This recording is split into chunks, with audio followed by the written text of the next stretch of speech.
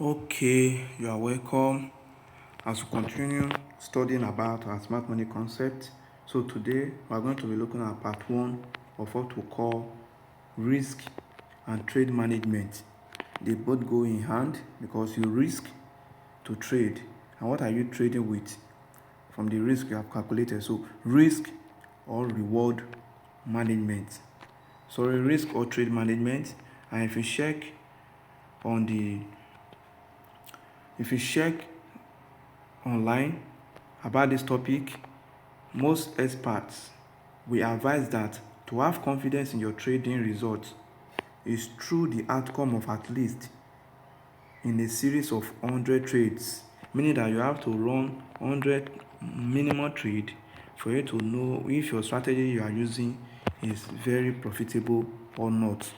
So how do you do that? For me, I think you can do this in 10 parts each. If you put your trades to test in 10 trades each for 10 times, check the result of the trades, the first 10 to the last, making a total of 400 trades. If you are using the advice to go with 100 trade, you can say, okay, let me use 10 trade as an example, and then when you trade from 1 to 10, you check the result. If you trade another 1 to 10, you check the result up to 10 times. By the time you multiply 10 with 10, you are going to have 100. Then how many trades are won or lost in 10 trades?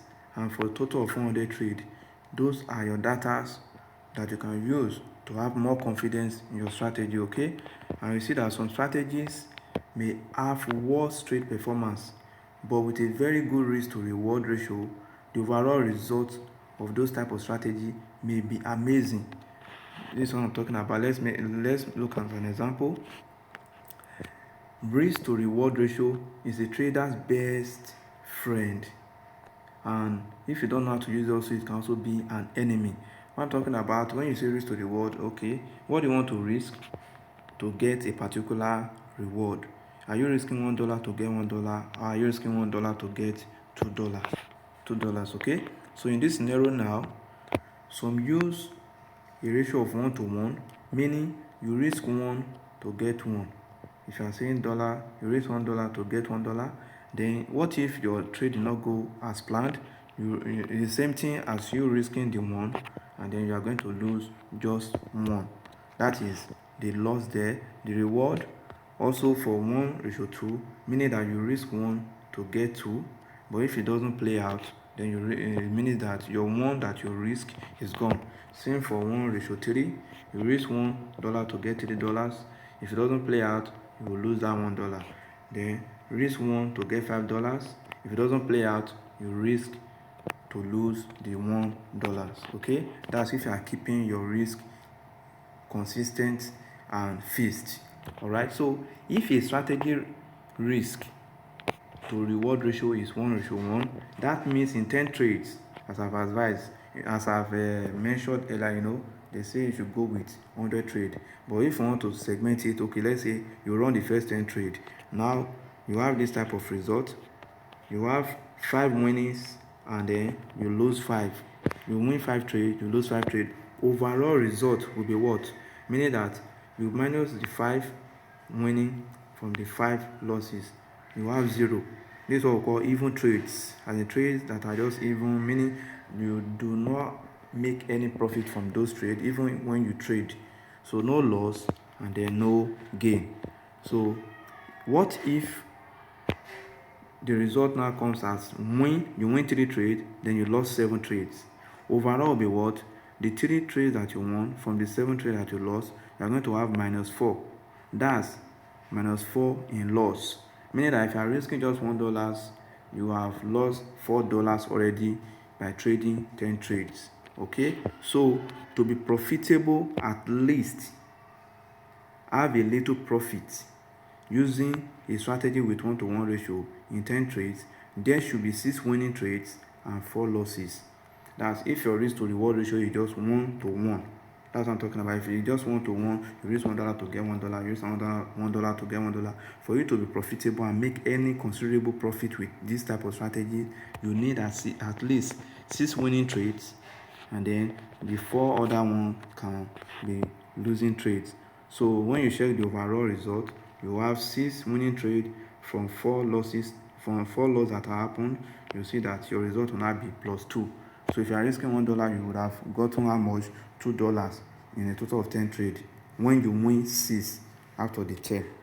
Alright, so and theoretically, if this is consistent up to 10 trades, meaning if you run the first 10, you have this type of result. You run another 10, you have this type of result. Up to 10 trades, you will see the result will not be 60 winnings and 40 losses in a total of 100 trades for a ratio of 1:1. Then the overall is, by the calculation, to 60 of the winnings minus the 40 of the losses. We are going to have plus 20 in profit. If you are using just $1, that is $20 in profit. I hope it is not confusing. I'm trying to explain it carefully. Now let's calculate same for 1:2 strategy, meaning that we are going to risk 1 to get 2, and if it doesn't go our way, we'll just lose that 1. Okay, so for 10 trades, you win 5 trades, the same scenario like the first one, then you lose 5 trades. So winning equals to 5. Why? Because for 1 win we get 2. All right, so 5 times 2 is going to give us 10. I hope it is not confusing. Okay, for 1 win, if we win 1, we are going to have 2. So if we win 5, it's going to give us 5. So when you multiply 5 times 2, it's going to give us 10. So but our losses still remain the same, since we are keeping just $1 for each of the trading. If we win, we use $1 to win $5. If we lose, we just lose only $1. Okay, so this is the loss. Now will be $5. Then by the time you calculate the overall outcome, you see that the $10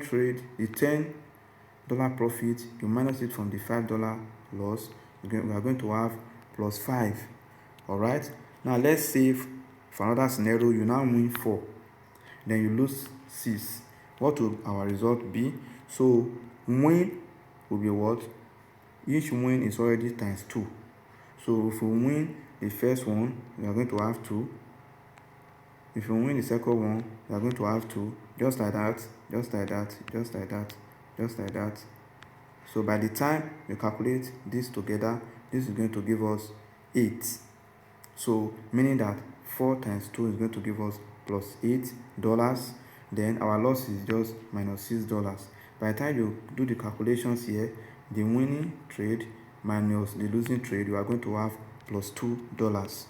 Okay, so to be profitable, at least have a little profit from this type of 1 to 2 hour row.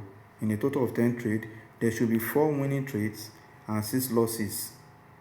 I hope you get it now. In the first situation where we have 1:1 ratio, there should be 6 winning trades and then 4 losses. But when our RRO is increased now, the reverse is not the case, whereby there will not be 4 winning and then we can have 6 losses to have the same result of this plus $2 if you are risking only $1. So there should be 4 winning trades and 6 losses. And theoretically, if this is consistent up to 100 trades, just like the first one, that's 40 winnings and 60 losses. When you do the subtraction, we are still going to have the same profit of $20. So the conclusion here is that the higher the risk to reward, the lower the amount of winning trades, and may have more losses. So if your win to reward is 2 and more, your winning trade may not be much. You may just win 4 and then lose 6. You will still be profitable. But if it is somebody that is just using 1:1, the person will be very aggressive in trading. He has to win 6 and lose only 4. So that requires a lot of work. All right.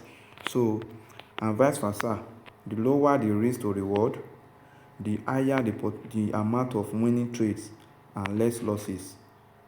So for you to achieve these less losses, you have to be very, very meticulous do a lot of walking, all of that, is very tiring to do. It's something that is very tiring to do because you don't want to lose more than 4 to be able to achieve this aim. But when you are using 1 to 2, at least you could be comfortable to lose 6 and you want to win 4. Whereas in the second scenario, you'll be so tensed up that you want to win 6 and you just want to lose only 4 to be in profit at the end of trading this particular risk to the reward ratio. Okay, so I'm going to go over the part 2, so how to trade prop firm, the percentages, even personal account, how you can split it up, calculate and do all of that. So that's what I'm going to go to in part 2. Then in part 3 we'll talk about trading psychology, which is very, very helpful for traders. But all these part 1 and part 2 and part 3 will be in my private channel on Discord.